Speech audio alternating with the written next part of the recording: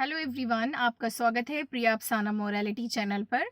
आज हम करने वाले हैं साइंस के कुछ इम्पॉर्टेंट टॉपिक जो कि हर क्लास के लिए इम्पॉर्टेंट है और बिना बुक के आप सुन के किसी भी टाइम याद कर सकते हैं। ये इतने इम्पॉर्टेंट हैं कि हर एक क्लास में बार बार रिपीट होते हैं। तो चाहे आप इसको डेफिनेशन की फॉर्म में लर्न कर सकते हैं या आप व्हाट डू यू अंडरस्टैंड या व्हाट इज डैश। तो अगर ऐसे कोई भी क्वेश्चन आते हैं तो ये बहुत सिंपल टाइप के होते हैं और हर वीक बच्चा, इंटेलिजेंट बच्चा कोई भी याद कर सकता है। तो क्योंकि साइंस में बहुत सारी ऐसी डेफिनेशंस होती हैं जो कि हर क्लास में रिपीट होती हैं, तो ये यूजफुल हो सकती हैं आप किसी भी क्लास में हैं। और बट साइंस में अगर कहीं ना कहीं इंटरेस्ट रखते हैं या वीक हैं, अगर आप पेरेंट्स हैं तो भी सुन सकते हैं, अगर आप टीचर हैं तो भी सुन सकते हैं। तो एक क्वेश्चन जो बहुत ज़्यादा पूछा जाता है, व्हाट इज फोटोसिंथेसिस। तो ये जूनियर क्लास से शुरू होता है और सीनियर तक सारी क्लासेस में जहाँ पे भी आप बायोलॉजी पढ़ेंगे ये क्वेश्चन बहुत आता है। तो देखिए, the process mean method, the process in which green plants, यहाँ ध्यान रखिएगा ग्रीन प्लांट्स आपको वर्ड ऐड करना है क्योंकि बहुत से प्लांट ग्रीन नहीं होते हैं तो वो ये प्रोसेस नहीं करते हैं। The process in which green plants prepare their own food. Prepare का मतलब बनाना, तैयार करना। आप मेक भी लिख सकते हैं विद द हेल्प ऑफ। अगर आप ये चार वर्ड्स यूज करते हैं तो ये आपकी डेफिनेशन बहुत अच्छी होती है और सीनियर क्लासेस के लिए बहुत बेनिफिशियल होती है। तो the process in which green plants prepare their own food with the help of air, bracket में आप लिख सकते हैं कार्बन डाइऑक्साइड, वाटर, ब्रैकेट में लिख सकते हैं फ्रॉम सॉइल, और क्लोरोफिल, ब्रैकेट में फ्रॉम लीफ, एंड सनलाइट। तो यानी कि फोटोसिंथेसिस बनाने के लिए चार इंपॉर्टेंट चीजें रिक्वायर्ड है। ये आपको याद भी होगी क्योंकि अगले क्वेश्चन में यही पूछा जाता है, what things are required for photosynthesis process. तो देखिए, वापस से फ्रेम कर लेते हैं और ये आपका हर एक क्लास में पूछा जाता है। इसके कंपोनेंट तो ये मत सोचिए बहुत सिंपल है, आप सिंपल होते हुए भी गलत कर लेते हैं क्योंकि हमें पता है हम साइंस टीचर हैं। The process in which green plants prepare their own food with the help of air, water, chlorophyll, sunlight, etc. It is called photosynthesis process. ठीक है। अब इससे क्वेश्चन रिलेट होके बनेंगे, in photosynthesis which gas is required by plants. तो देखिए, photosynthesis process के लिए ग्रीन प्लांट्स को कार्बन डाइऑक्साइड चाहिए होती है और हमारी तरह ही वो ब्रीदिंग करते हैं। फॉर रेस्पिरेशन या for breathing they required oxygen. ये दो अलग अलग बहुत इंपॉर्टेंट क्वेश्चंस हैं।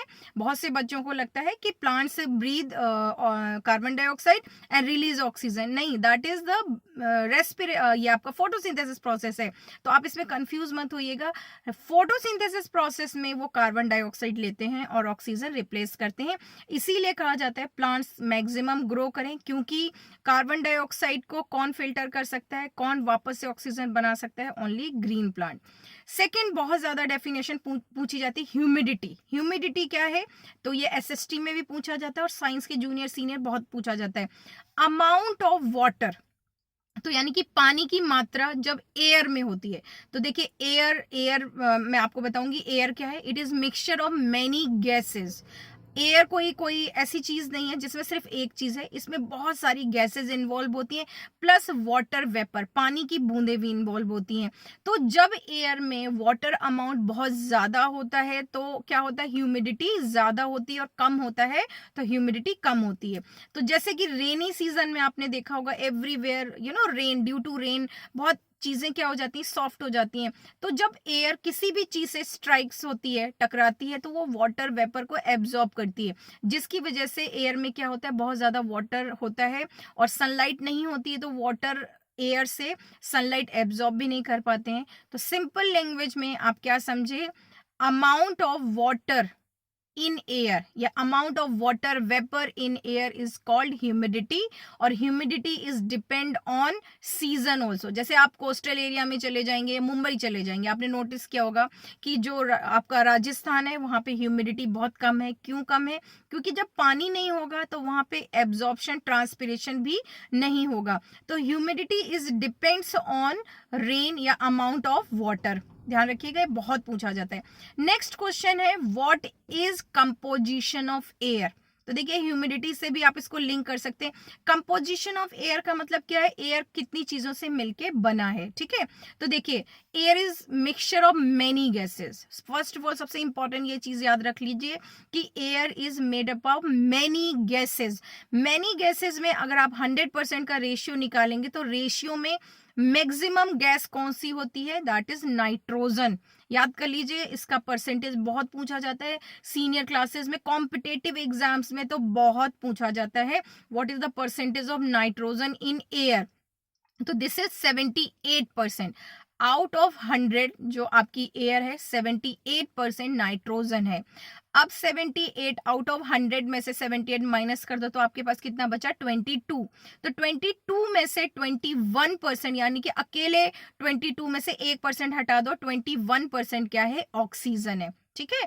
तो आउट ऑफ 100% 78% नाइट्रोजन गैस है और 21% ऑक्सीजन है, बचा 1%, ठीक है। क्योंकि 78 निकल गया, 22 बचा, 22 में से 21 निकल गया तो कितना बचा, 1%।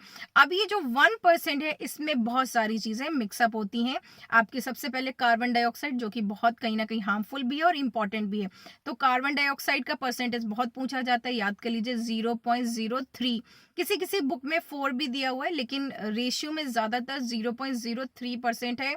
और क्या क्या मिक्स होता है इस 1% में, आर्गन आपकी गैस जो होती है, बल्ब में जो फिल होती है, वाटर वेपर्स होते हैं, हीलियम होती है, हाइड्रोजन होती है, यानी कि बहुत सारी ऐसी गैसेस, वो सब इसी 1% के अंदर आती हैं।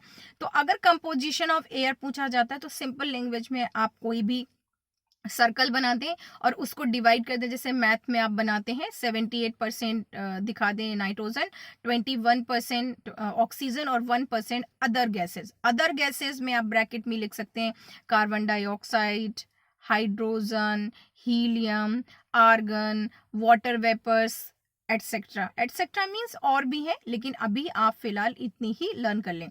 तो इसमें परसेंटेज किसका अलग से 1 मार्क्स में पूछा जाता है, what is the percentage of nitrogen, that is 78%, oxygen 21% and carbon dioxide 0.03%। ध्यान से सुन लीजिए, 0 पॉइंट लगाना है आपको, 0.03%, ठीक है।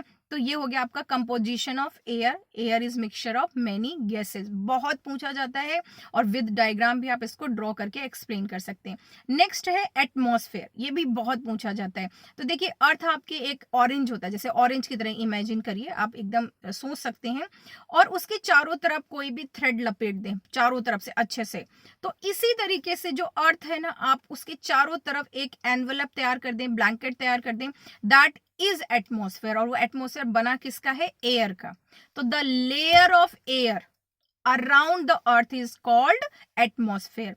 इसकी जगह आप दूसरा वर्ड भी यूज कर सकते हैं, लेयर नहीं यूज करना चाहते, blanket. The blanket of air that surrounds the earth is called atmosphere, ठीक है। यानी कि अर्थ पे एयर जहां जहां तक होती है दैट इज कॉल्ड एटमॉस्फेयर, और यही एटमॉस्फेयर बाकी प्लेनेट पे नहीं है, इसीलिए लाइफ वहां पे नहीं है। अच्छा, अब ये जो एयर है ना, एयर का जो भी परसेंटेज अभी हमने कंपोजिशन ऑफ एयर पढ़ा, जैसे जैसे इसकी परसेंटेज डिक्रीज होती चली जाती है, इसकी अलग अलग हमने लेयर्स रख दी हैं, यानी कि इसी एटमॉस्फेयर की हमने 5 लेयर्स बनाई हैं। कितनी बनाई है, 5। ये भी एक नंबर में बहुत पूछा जाता है, how many layers of atmosphere. तो एटमॉस्फेयर को हमने अलग अलग लेवल में डिवाइड कर दिया, जिसको हम बोलते हैं लेयर ऑफ एटमॉस्फेयर। तो फर्स्ट लेयर आपकी क्या है, troposphere, second stratosphere, then mesosphere. तो इस तरीके से आपकी 5 लेयर्स होंगी और उसमें अलग अलग एक्टिविटीज भी होती हैं। तो ये आप देख सकते हैं। फिलहाल ये लेयर्स में ना लॉन्ग क्वेश्चंस बनते हैं, अभी हम डेफिनेशंस पे हैं। तो एटमॉस्फेयर मेन है, द लेयर, लेयर मीन्स एक चादर, ठीक है। The layer of air around the earth is called atmosphere, और due to atmosphere only we can survive, ठीक है। नेक्स्ट बहुत ज्यादा, जो सबसे ज्यादा हर एक क्लास में क्वेश्चन पूछा जाता है, रिप्रोडक्शन। जूनियर से लेके सीनियर, सीनियर से लेके आगे फर्दर क्लासेस में भी, फिर उसके बाद में आप लर्न करना शुरू करते हैं। देखिए रिप्रोडक्शन, री मीन्स कोई चीज रिसाइकिल करना या बनाना। तो री का मतलब यहाँ पे है जब कोई लिविंग थिंग्स अपने जैसे बेबीज प्रोड्यूस करते हैं, चाहे वो प्लांट्स हो या एनिमल्स हो, दैट इज कॉल्ड रिप्रोडक्शन। तो इसको ध्यान से समझिएगा, बहुत पूछा जाता है। द प्रोसेस या वो method, the process in which living beings produce mean बनाते हैं their own kinds of organism, यानी कि ओन काइंड का मतलब अपने जैसे। अगर वो काऊ है तो डेफिनेटली उनका बेबी कैसा दिखेगा, काऊ जैसा ही दिखता है। ह्यूमन है तो उनका बेबी किसकी तरह रिजेंपल होगा, ह्यूमन की तरह, यानी कि दूसरे बेबी की तरह नहीं दिखेगा। तो ओन काइंड्स ऑफ स्प्रिंग या baby produce, this process is called reproduction. बहुत पूछा जाता है, याद कर लें। उसके बाद में कहीं कहीं ये बच्चों को एक्लिप्स में बड़ा डाउट होता है। एक्लिप्स क्या होता है, ग्रहण। ये भी मैंने पीछे वीडियोस में ये सारे कवर किए हैं, और मैं कोशिश करूंगी आने वाले वीडियोस में भी आपको ये इंपॉर्टेंट डेफिनेशंस कवर करूं। यानी कि आपको सुनना है, सुनने से नॉलेज बढ़ाना, और ये आपको साइंस में कहीं ना कहीं किसी ना किसी कॉर्नर में ये जरूर मिल जाएगा। अगर आपको क्लियर मीनिंग है, वर्ड मीनिंग की तरह मीनिंग क्लियर है, तो it is going to help you a lot. ठीक है। एटमॉस्फेयर आपका एसएसटी में भी पूछा जाता है, साइंस में भी पूछा जाता है। Now question comes soluble impurities या इनसोल्यूबल इम्प्योरिटीज। देखिए, वाटर है या कोई भी लिक्विड है, अगर कोई चीज अच्छे से डिसॉल्व हो जाती है उसमें, that is called soluble impurity. The substance which get dissolve in water और लिक्विड, जरूरी नहीं वाटर की बात कर रहे हैं, और liquid, it is called soluble impurities. Impurities word हम क्यों यूज कर रहे हैं, क्योंकि वो आपको रिक्वायर्ड नहीं है, नीडेड नहीं है, दैट इज कॉल्ड इम्प्योरिटीज। अच्छा, इनसोल्यूबल इम्प्योरिटीज क्या होती हैं, मतलब जो नहीं डिसॉल्व हो रही है, मिक्स तो हो गई हैं। जैसे कि मिक्स तो कोई भी हो जाता है, अगर आप बॉयज के बीच में गर्ल्स बिठा दो तो हम क्या कहेंगे, boys are sitting with girls, तो मिक्सअप है। लेकिन सोल्यूबल का मतलब जो डिसअपियर हो जाए, यानी कि अच्छे से डिसॉल्व हो, जैसे वाटर में शुगर, तो वो क्या हो गया, डिसॉल्व हो गया है।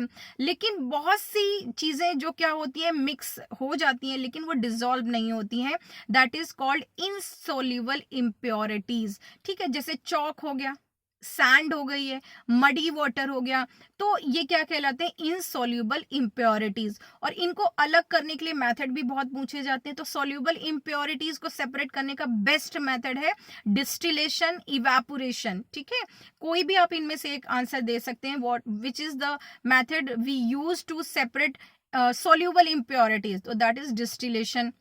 और इनसोल्यूबल के लिए आप सेडिमेंटेशन, डिकेंटेशन, फिल्ट्रेशन, इवापोरेशन, बहुत सारी आप यूज कर सकते हैं। तो नेक्स्ट वीडियो में मैं फर्दर इसको और कंटिन्यू करूंगी, सेडिमेंटेशन, डिकेंटेशन और बहुत से साइंस के important topic which is going to help you a lot in science. I wish ये साइंस के जो बहुत इंपॉर्टेंट टॉपिक हैं आपके लिए बहुत हेल्पफुल रहे होंगे। बहुत से टीचर्स भी होते हैं, normally they use to watch, और कहीं ना कहीं मैं यही रिक्वेस्ट सबसे कहूंगी कि आप फोन यूज करते हैं तो नॉलेज स्प्रेड करने की कोशिश करें। प्लीज सिर्फ ये सोच के एक दूसरे की तरफ अट्रैक्ट ना हो कि उनका चैनल है तो हम भी चैनल बनाएं। स्पेशली बच्चे, अगर आपका टारगेट बड़ा है, बहुत लॉन्ग ड्यूरेशन तक जाना चाह रहे हैं और आपके पास टाइम है, तभी आप करें। लेकिन सिर्फ ये गेम और बाकी चीज के लिए इन्फ्लुएंस होकर अपना टाइम वेस्ट ना करें। जरूरी नहीं है आपको हर चीज का रिजल्ट पॉजिटिव ही मिले। मुझे अच्छा लगता है, I use to teach from many years, तो मुझे ऐसा कुछ प्रिपरेशन करने की जरूरत नहीं होती। मैं बार बार कहती हूँ, आप अपना टाइम वेस्ट नहीं करेंगे। अगर अवेयर कराना चाहते हैं तो अच्छी चीजों के लिए अवेयर कराएं। तो अभी तो फिलहाल यही है कि focus on your study, increase the knowledge, और मिलते हैं नेक्स्ट वीडियो में फर्दर इंफॉर्मेशन के लिए। लाइक करें, सब्सक्राइब करें, simple channel but deep knowledge. Thank you, have a nice day.